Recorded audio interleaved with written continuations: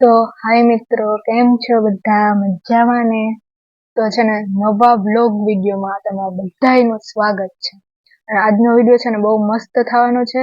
અને આજનો છે ને આ લાસ્ટ વિડીયો છે. જો તમે હજી સાંભળજો, આજનો આ છેલ્લો વિડીયો છે.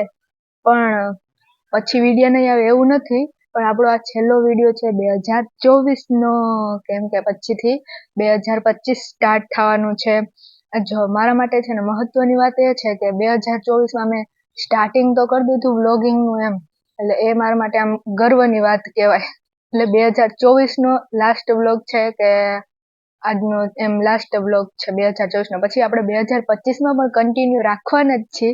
એટલે તમારે બધાના સાથે જોડાયેલું રહેવાનું જ છે અને બધાને સપોર્ટ પણ કરતું રહેવાનું છે. અને સબસ્ક્રાઇબ કરવાનું તો ભૂલતા જ નહીં. એટલે આપણે નવા વિડીયો નાખવાના છે. અને આજનો વિડીયો પણ છે ને બહુ મસ્ત થવાનો છે કે જો કોલેજના આવે છે ને થોડા એવા દિવસો બાકી, એટલે 3rd યરના અમારે, એટલે આ યરના પછી આપણે નવા વર્ષમાં પ્રવેશ કરશું. તો હવે છે ને અમારે એક્ઝામ પણ આવશે.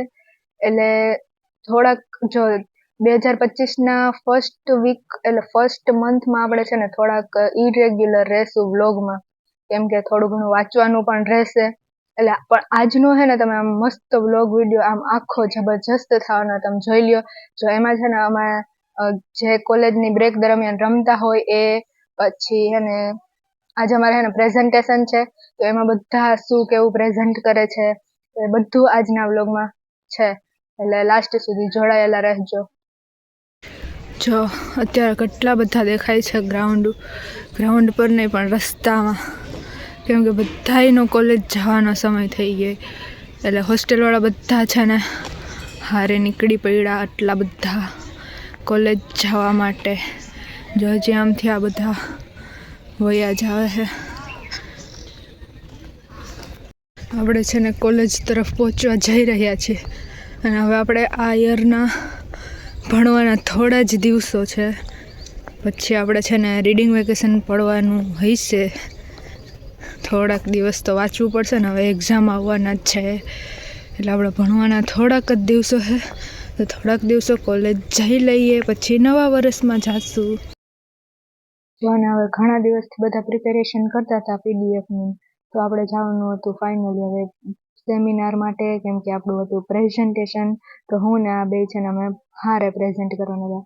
તો આપણે બધા છે ને સેમિનાર હોલ તરફ જઈ રહ્યા છીએ. જો આ ઉપર 3rd ફ્લોર પર આપણો સેમિનાર હોલ છે, અને ત્યાં પૂગી ગયા. અને ફાઇનલી હવે છે ને સર લોકો ત્યાં પણ આવી ગયા હતા. અને આપણે કર્યું દીપ પ્રાગટ્યથી શરૂઆત. એટલે છે ને પેલા દીપ પ્રાગટ્ય કરવામાં આવ્યું, એટલે સરસ્વતી માતાજીની પૂજા. પછી જો મારો વારો આવી ગયો. એટલે જો મારો વારો એમ તો છે ને લાસ્ટથી એટલે આમ વચ્ચે હતો, તો ત્યારે ને બધા લોકો સાંભળીને થોડાક તો એમ કંટાળી ગયા હતા, પણ તોય મેં એમ સારું એવું પ્રેઝન્ટેશન કર્યું.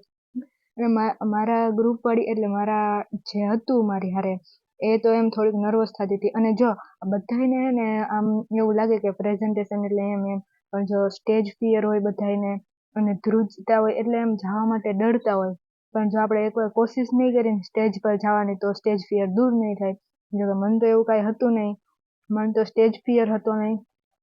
અને પ્રેઝન્ટેશનથી છે ને આપણે એમ એક નવો અનુભવ મળે કે આપણે કેટલા લોકો સામે કેવું બોલી શકીએ એમ. તો મારું તો એમ બહુ સારું એવું પ્રેઝન્ટેશન ગયું. અને જો કે બધા લોકોને મજા પણ આવી. થોડુંક સ્પીડમાં જતી હતી, કેમ કે હે ને દરરોજ બોલવાનું થઈ ગયું, એટલે આમ પ્રેઝન્ટ મસ્ત રીતે એમ કર્યું બધું. અને જે પાછળથી ઘણા લોકો મારી મસ્તી કરતા હતા અને હસતા હતા કે જો હવે છે ને આ વિડીયો બ્લોગમાં આવી જશે એમ. તો જો આપણે તો બ્લોગમાં તો નાખવાનું જ, બધા કહે એટલે એમ.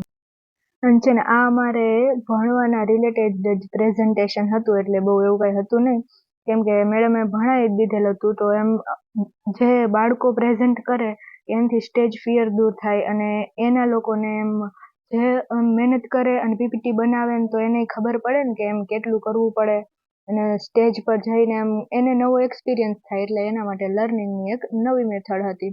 અને એમાંથી એને અલગ અલગ રીતે અને અલગ અલગ એક્ઝામ્પલ આપીને એમ બધા લોકોએ બહુ મસ્ત કરાવ્યું હતું એમ. અને ઘણા બધા પ્રેઝન્ટેશન હતા, અને બધા લોકોએ બહુ મસ્ત એમ પીપીટી ને એવું પણ બનાવ્યું હતું.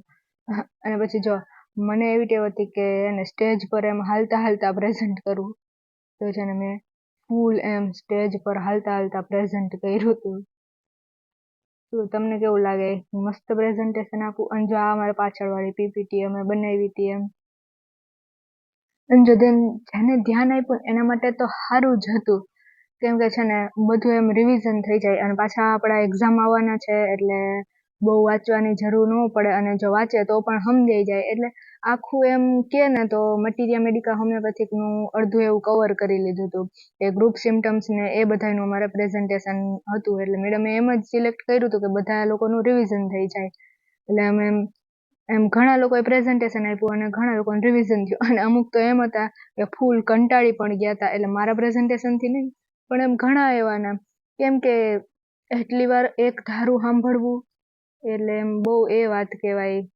એટલે પછી અડધા લોકો તો નીંદર કરતા હતા ત્યાં આવીને, અડધા ફોન જોતા હતા. પણ જે હોય આપણે તો ફાયદો થયો ને. જો અમે પિક્ચર પણ એડ કર્યા હતા એમાં વચ્ચે વચ્ચે. આપણે એક નવો એક્સપિરિયન્સ થયો કે હવે ગમે એટલાની સામે એને બોલવા જવાનું કે એને કોઈ દી પગ ધ્રુજે નહીં. એટલે હે ને સ્ટેજ ફિયર હોય ને તો એ દૂર કરવો તો વધારે જરૂરી છે, કેમ કે કાલ ઉઠીને તમને ગમે ત્યાં સ્ટેજ પર બોલવા જવાનું કે તો તમે બોલી શકવા જોઈએ એમ 5 લોકોની સામે. એટલે મન તો જો કે દૂર થઈ જ ગયો છે, તો પણ આ વધારે એક્સપિરિયન્સ થયો. જો મારું પ્રેઝન્ટેશન સાંભળીને કેવું લાગ્યું શ્રુતિ? કે તો ખરા હોઈ ગઈ કે પેલા લે આ તો હોઈ ગઈ હતી, એટલે કૂદતી હતી. લે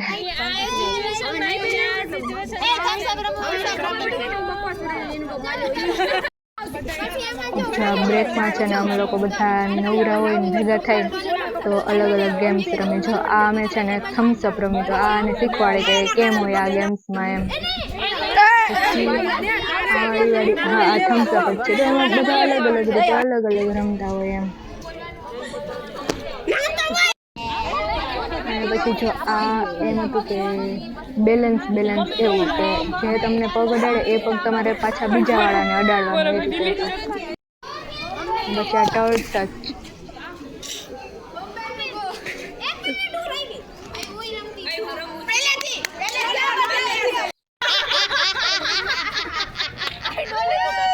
મારી લીધે તો કોઈ એમ આઉટ થઈ ગયું તો નીકળી જ નહીં. હું કહું તો કોઈ મારું માને જ નહીં.